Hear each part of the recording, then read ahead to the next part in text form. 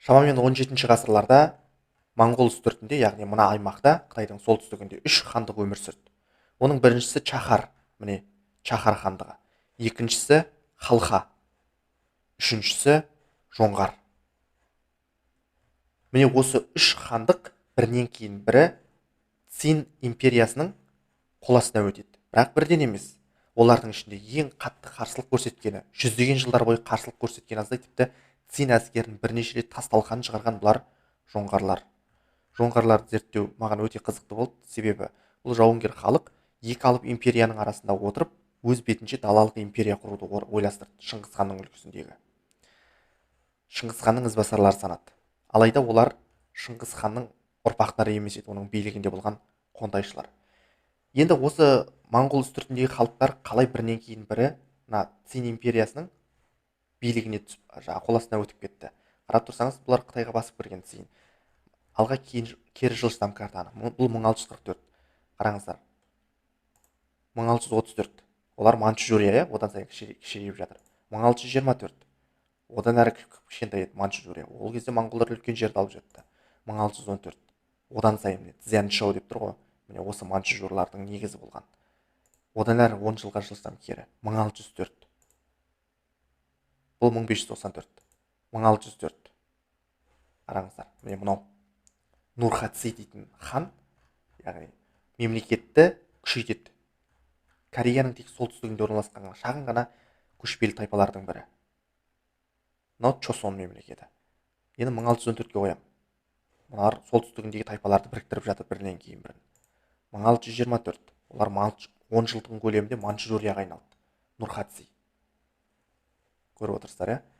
Олар енді моңғолдарды өз даласынан ығыстырады. Қараңыздар, 1634. Ал 1644-те уже олар Мин империясына басып кіреді, Ұлы Қытай қорғанынан өтіп. 1644. Міне, Цинға айналды. Фулин дейтін император таққа отырды, жап-жас. Ал Мин империясы тасталған шықты. Қытайлар шашырап кетті. Бірнеше мемлекетке ыдырап кетті. Солтүстік бөлігі Бейжің әсіресе мемлекеттің астанасы, Бейжің қаласы. Сол манчжурлардың қол астына өтті. У Сангуй дейтін қолбасшы қақпаны ашып берген болатын. Мысалы, бізде халықтың арасында отырардың қақпасын ашып берген қара шоқы туралы айтылады ғой. Бұл жақта У Сангуй дейтін қолбасшы әбден жаңағы мына Мин империясынан көңілі қалып, жемқорлардан көңілі қалып, бақталастарынан көңілі қалып, қақпаны ашып береді мына жердегі Ұлы Қытай қорғанының қақпасын. Осыдан кейін бірінен кейін бірі осы манчжурлардың қол астына өте бастайды. Алып империя құрады манчжурлар Қытай жерінде. Оның құрған империясы Шыңғыс ханның империясынан да ұзақ уақыт өмір сүрді Қытай жерінде. Мысалы, манчжурлардың мына империясы, Цин империясы, қараңыздаршы, 1644-1654, қараңыздар қалай күшейіп жатқанын. Бұл империя 1644 жылдан бастап 1912 жылға дейін Қытайды қол астында ұстайды. Ал Шыңғыс ханның мұрагері, яғни оның бір бөлігін басқарған Төленің ұрпағы Құбылай құрған Юань империясы бар ғой, атақты. Солың билік еткен уақытын қараңыздар Қытайда. Юань империясы Қытайда бар болғаны 1368 жылы қуылған болатын. Қытай жерінен қуылды.